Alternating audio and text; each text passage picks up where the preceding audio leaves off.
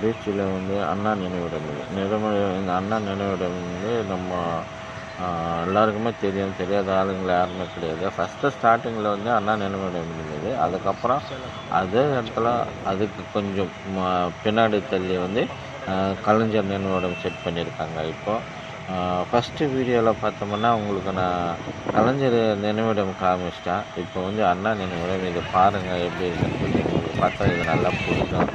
இங்கே நம்ம சுற்றுலாத்தலம் மாதிரி இருக்குது. இப்போ சுற்றுலாத்தலம்னு பார்த்தோம்னா இங்கேயே ஃபஸ்ட்டு அண்ணா நினைவிடம் இருக்குது. அதுக்கப்புறம் பக்கத்துலவே கலைஞர் நினைவிடம் இருக்கும். அது பக்கத்தில் வந்து பார்த்தோம்னா எம்ஜிஆர் நினைவிடம் இருக்கும். அது பக்கத்தில் வந்து ஜெயலலிதா நினைவிடம்.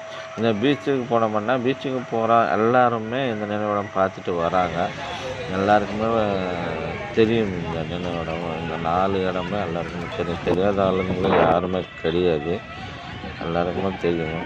நீங்களும் போனீங்கன்னா போய் பார்த்துட்டு வாங்க. கிராமத்தில் இருக்கிறவங்களோ வில்லேஜில் இருக்கிறவங்களுக்கும் சில பேருக்கெல்லாம் தெரியாது இது நினைவிடங்கள் எல்லாமே. அவங்களுக்கு 4 இருக்குன்னு தெரியாது. தெரியாதவங்கள கூட போய் பார்த்துட்டு வரலாம்.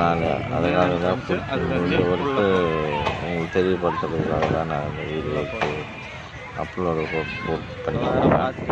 அப்லோடு நல்லா பண்ணி வச்சுருக்கிறேன். அப்லோட் பண்ணி பாருங்கள். பிடிச்சிருந்தேன்னா லைக் பண்ணுங்கள், ஷேர் பண்ணுங்கள். உங்களுக்கு பிடிக்கும்னு நினைக்கிறேன். பார்த்தீங்கன்னா தெரியும் உங்களுக்கு. நல்லா இருக்குது. நல்ல வீடியோவில் அப்லோடு எடுத்து போட்டிருக்கிறேன். பார்த்தீங்களா?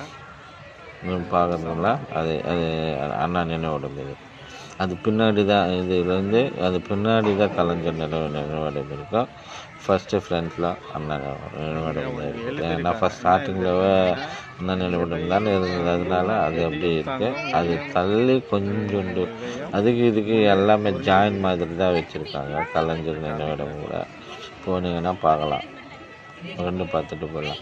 இதில் உங்களுக்கு ஸ்லோகம் கூட போட்டிருக்காங்க. அது படிக்கலாம். இதே மாதிரி தான் கலைஞர் நினைவிடம் கூட இந்த ஸ்லோகம் ஒன்று போட்டிருப்பாங்க. எதையும் தாங்கும் இதயம் இங்கே உறங்குகிறது. அது என்ன நல்லா எது இருந்தாலும் எந்த கஷ்டம் பார்க்கலாம். அந்த ஸ்லோகம் கூட தெரியும் உங்களுக்கு. படிக்கலாம். தமிழ் படிக்கிறவங்க எல்லாரும் அந்த ஸ்லோகம் படிக்கலாம். இதே மாதிரி தான் அங்கேயும் நினைவிடத்தில் எழுதியிருப்பாங்க. கலைஞருக்கு அந்த ஸ்லோகம் இருக்கும். பார்க்கலாம். உள்ளே போகிறதுக்கு அளவு இல்லை. கயிறு கட்டி வச்சுருக்காங்க. இங்கே பாருங்கள்.